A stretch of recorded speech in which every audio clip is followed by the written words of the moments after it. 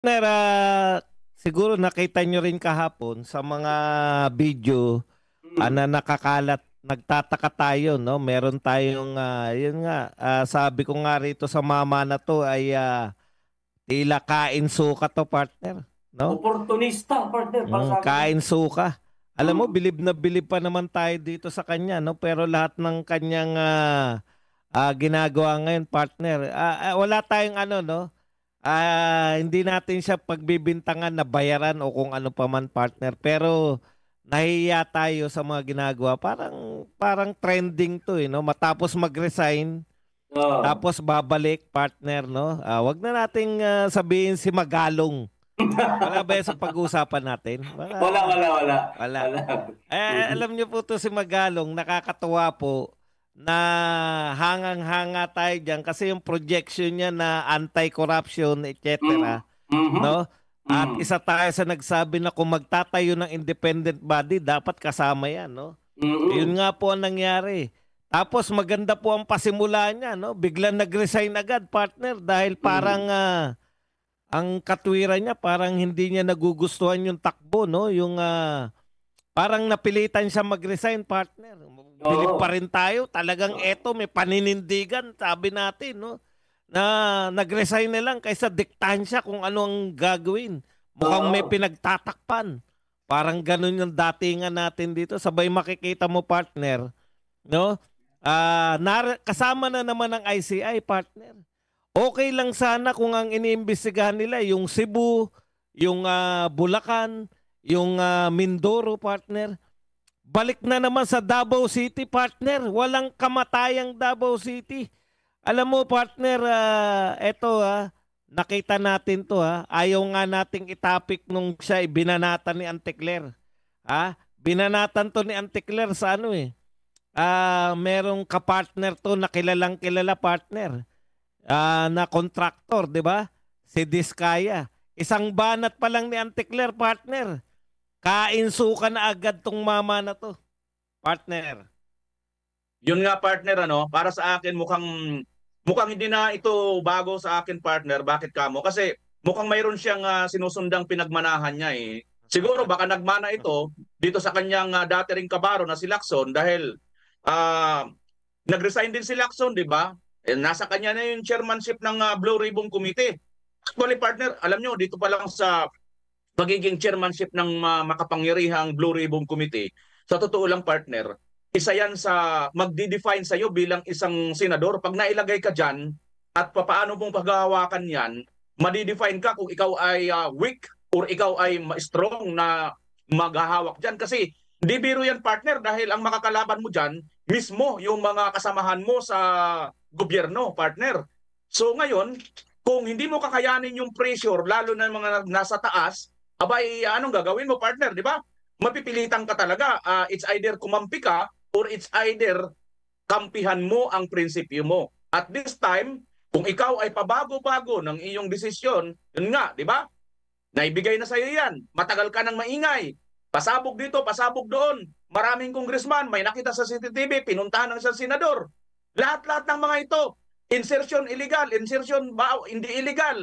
Lahat ng ito, masamang insertion, hindi masamang insertion. Lahat ng itong mga pasabog mo, sinabi mo na ito lahat-lahat para makuha mo yung atensyon ng tao. Na-captured mo na. Na-captured mo na. Nandiyan ka na. Nang nandiyan ka na, bigla kang magre-resign at sasabihin mo, hindi masaya sa'yo yung ibang mga kasamahan mo, kaya ka magre-resign. Yun ang reasoning mo. Di ba ka pwede ang reason mo hindi masaya sa ang taong bayan sa aking ginagawang trabaho, kaya ako magre-resign. Kasi hindi naman ako nandito para i-place ko ang aking mga kasamahan Do you think yun ang gusto ng tao? Ma-i-place mo yung mga kasamahan mo, Lacson? Bakit ba ako napunta kay Lacson kay Magalong ang usapan? Yun na nga Nagtataka rin ako Hindi. Nagulat ka kasi ako, ganito. sabi ko, teka muna, si Magalong ba Magalong pa lang. Hindi, tama yung partner kasi alam mo naman tayo rito di ba? Anything goes tayo rito. Correct, Lalo na rito sa unang kwentahan. Tuloy mo, Partner, partner. ganito yon. Tuloy mo. Sige, punta ka. Yung Punta ka kay anything, Magalong. yung anything goes na yan na sinasabi mo, partner Buds, yan ang kauna-unahang channel ko ginawa sa YouTube noon. Anything goes ang pangalan, pero nawala na yon. Ngayon ito, partner, punta na tayo kay Magalong. Ganito rin yung kay Magalong eh. Ang dami rin pasabog ni Magalong. Sabog dito, pasabog doon, pasabog dito. Tapos pagkatapos, sasabihin niya ngayon, nandiyon na siya, nailagay na siya ngayon sa ICI. Pag sasabihin niya ngayon, magre-resign na siya kasi mayroon siyang hindi nagugustuhan. Mukhang hindi na tama ang nangyayari.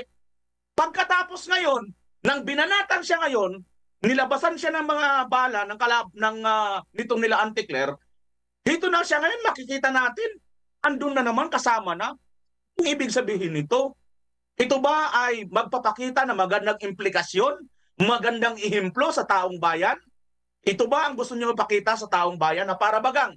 Ayaw ko masabihin mga partner ha, pasintabi sa mga kumakain, I hate to say this word, kain suka, kain tain na ba tayo talaga? Yan. Ako naman, partner, kahapon na puna ako yan eh. Sabi ko, akala ko ako lang nakapuna. Akala ko ako lang. Hindi lang pala ako, maging kayo, mga partner, maging yung mga kakilala natin mga naging senatorial candidate o naroon sa Duterte noong nakaraang halalan, napuna din itong pabida-bida action ni Magalong, mga partner, no? Napuna din siya kasi nagulat tayo.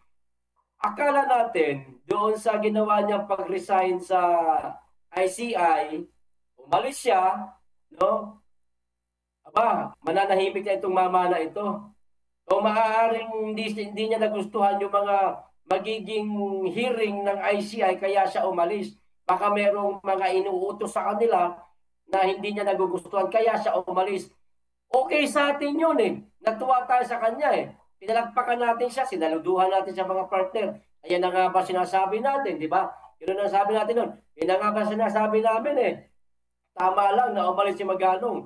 Kasi mayroong lutuan na ginagawa sa ICI sa kanilang mga pagdinig. Yung pala hindi, mga partner. Ang buong akala natin, lumayas na itong mama na ito, hindi na makikialaman na nahimik na. Aba, nagulat ang buong sambayanang Pilipino na bigla itong sumama sa ginagawang inspeksyon at investigasyon sa mga flood control project sa Davao City. Wala silang makita na anomalya. Dinamay na pati yung road slope protection na pinagdiskitahan nila, mga partner. Talagang hinahanapan nila ng butas ang Davao City. Nagulat tayo dito kay Magalong. Anong ginagawa nitong mama na ito? Bakit ito may epal? Ito komento ko lang naman ito, partner. Opinion ko lang naman ito. Sarili ko lang ito. Nakikita ko dito kay Magalong. Simula pa nung ula na nagustuhan natin yung mga ginagawa niya dahil dito sa kaisa natin siya sa galit na galit tayo parehas dito sa napakalalang korupsyon na sa bansa natin. Natuwa tayo sa kanya doon. No? Okay yun. Tama yung ginagawa. Bumango siya doon eh. Pumugi siya doon sa mga ginagawa niya na yun eh.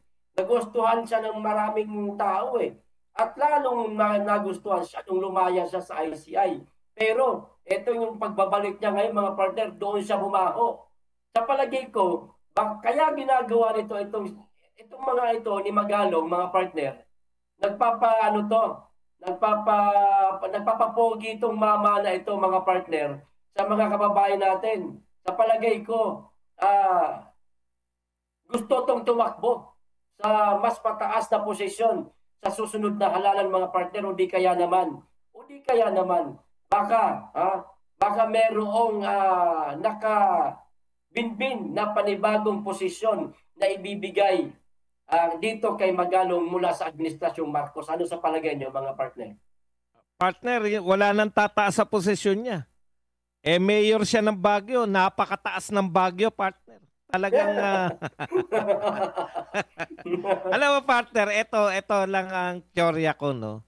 Hey, partner, lahat ng mga mayroon pa, partner, pag mayor sa doon sa bundok ng Apo, pwede mas mataas. Oo, pwede. Wala naman yatang munisipyo doon sa Apo eh. Parang bawal doon, di ba? Hindi ko na alam. Alam mo, partner, ganito na po nako, no? Etong mga kumbaga kumbaga yung mga friends ng gobyerno natin, meron sila laging hawak sa iyo eh. Yung may baho sila na sige, pagka bumaliktad kayo, yayariin namin kayo. Di ba? Oo. Nakita natin yan.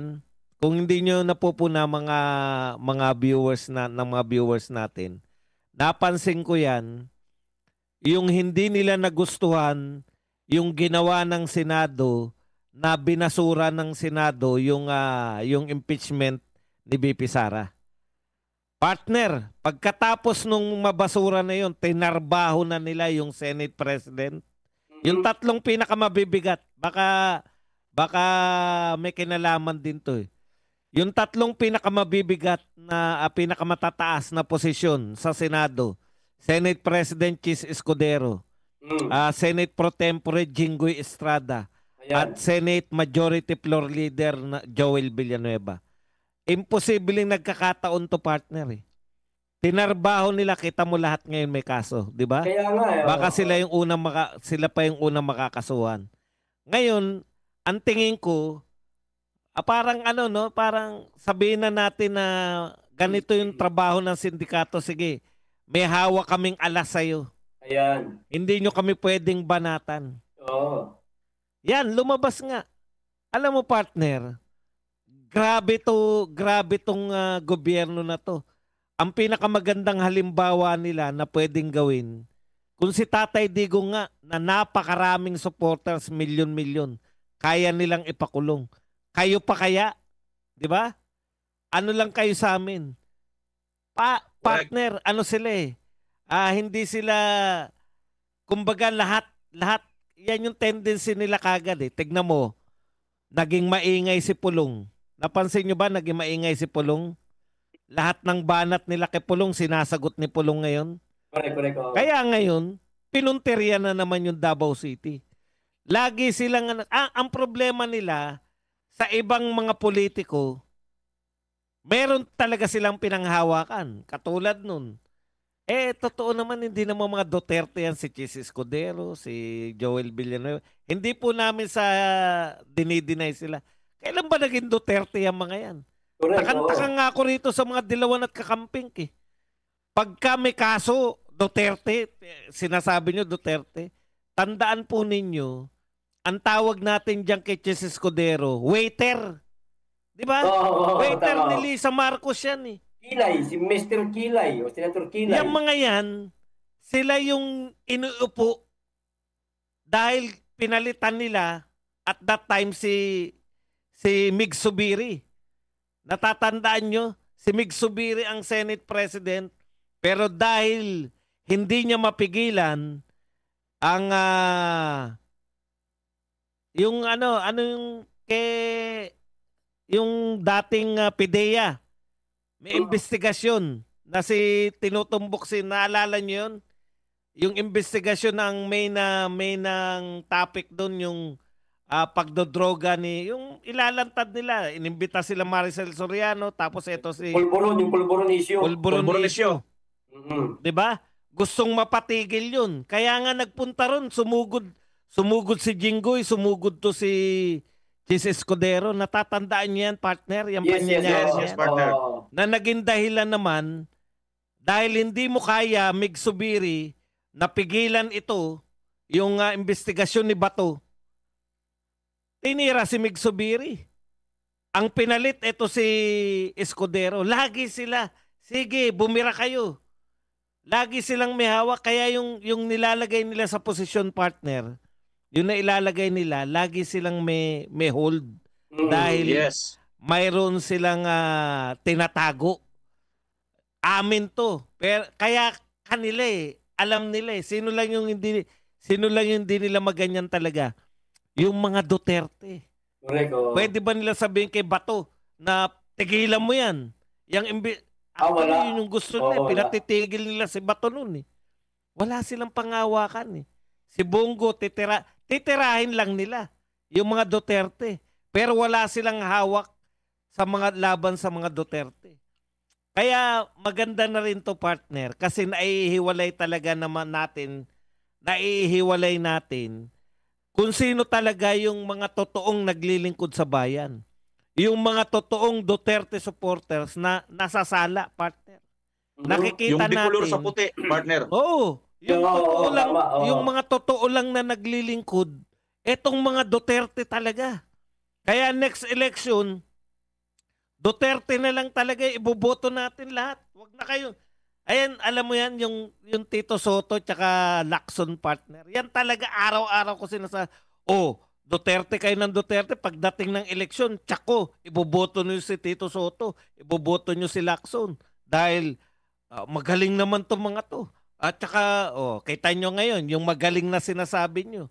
Yan yung mga kalaban natin ngayon. Totoo. Kaya magtiwala na tayo sa mga Duterte lang. Yung solid na Duterte lang na kahit na ano mangyari hindi babaliktad. Dahil sila lang yung totoong naglilingkod sa bayan na wala talaga silang tinatago na lantaran. Tignan po ninyo, nakakaawa ang taong bayan, ang Cebu City, 100 mahigit na po ang namamatay dahil sa baha. Yan po yung lumabas. Ang maraming kamatayan, hindi po dahil sa bagyo, kundi sa baha. Yang baha na yan, kaya matindi tong kriminal na to. Kriminal na tong mga magnanakaw sa flood control. Correct, may tuturing yung kriminal. Kung kayo dapat, si tatay, dapat i-ICC kayo. Kasi yan ang crime against humanity, yung ginawa ninyo. Napakaraming namatay. Isang bagyo, ang dami namatay dahil sa baha. Sabi nila, handa kami sa bagyo. Ang hindi na paghandaan, yung pagbaha ng Todo. Ito na raw ang pinakamalaking pagbaha sa Cebu. Ang dami namatay, partner. Dahil dyan sa mga... ang point ko lang dito, partner, etong gobyerno natin, nagtatalaga sila ng mga tao, lahat ng ina-appoint nila, meron silang baho na tinatago. Just in case na magkaroon ng konsensya tong mga to, just in case na kumampi kayo sa mga Duterte, katulad ng ginawa ni Chis Escudero, ni Jinggoy at saka ni Joel Villanueva, may kaso kayo. Nakita nyo? Kaya may sila mga may bala kaso, silang hinahawakan. Yun yung panghawak nila. Ang tanong, Partner, ganyan ba ang nangyari kay Magalong? Hindi natin masasagot yan. Baka partner, ayaw niyang lumabas. Di ba? Ay, correct, sinampulan na ako sa tennis court na. Teka lang muna. Partner. Partner, no? Dugtungan ko lang ng konti yung sinabi mo na yan. Wala silang maibala sa mga Duterte. Actually, sinubukan nilang painan si Vice President Sara Duterte. Yun nga yung 125 confidential fund. Kaya lang sumablay sila dahil mismo ang kuwa ang nag-clear dito kay VP Inday Sara na malinis yung kanyang kaya hindi nila nagamit yon, mga kapartner. Although, ginawa nilang basis yun para i-impeach si VP Inday. Dahil sa halagang, magkano, partner? 150 million ang sinabi mismo ng isang congressman na si Congressman Toby Chanco per pirma ng isang congressman, mga partner. So ito, partner, gusto ko lang, hindi na ako magkukomentaryo yung iba. Pagbigyan ko lang, partner, pasadahan ko lang na mabilisan itong mga nag-comment about dito sa masasabi nila kay Magalong. Para natin mga viewers natin. Sabi ni Sandy Escolano, baka kaya umalis kasi kulang ang hatag. Sabi naman ni TC Rubihes, baka tinaasan ang presyo kaya bumalik. Sabi naman ni Princess A, natakot si Magalong baka may tinatagong sikreto, maungkat nila kaya bumalik sa ICI. Sabi naman ni Rachel Labanes, baka price as right na, sabi niya. Pasikat lang yan si Magalong, sabi ni Sari Sari. Naku, hindi manalo sa national yan si Magalong, sabi ni TC Rubihes. Yan, mga kapartner, marami pang mga comment at yun lang ang ilan sa mga ating binasa. Sige, partner Phil. Okay na kayo dyan kay Magalong, partner. Tapos na ba siyang durugin? Hindi, dugtong na rin natin, partner. Isang sentence lang. May dudugtong lang ako. Tandaan po ninyo, marami po nananawagan ngayon. Ang focus natin dapat, no? Ito, flood control. Flood control po yan. May mga sa Senado gusto nang ipatigil yan. Kasi kahit sino pa po ang chairman, basta nag-imbestiga sila, mapapalabas at mapapalabas yung katotohanan. Alam nyo, mga kapatid, no? 3 lang yung tinutukoy natin na pinaka-mastermind dito, 'di ba? 2 lang nga 'di ba? Saldico tsaka si Martin Romualdez. Kahit na anong pagpapaikot nila at ito po ay nangyari, 2 lang rin po 'yan, no? Dahil una, pwedeng si BBM kasabwat or talagang walang kakayahan si BBM na kung hindi man siya kasabwat, napaka-incompetent niya para Correct. tong dalawa na to ay mapagharian yung pagnanakaw ng eto na po ang pinaka-worst na pagnanakaw sa buong kasaysayan ng Pilipinas, partner. Talagang kaso-kaso ka na. Ngayon, eto na ang kalagayan natin.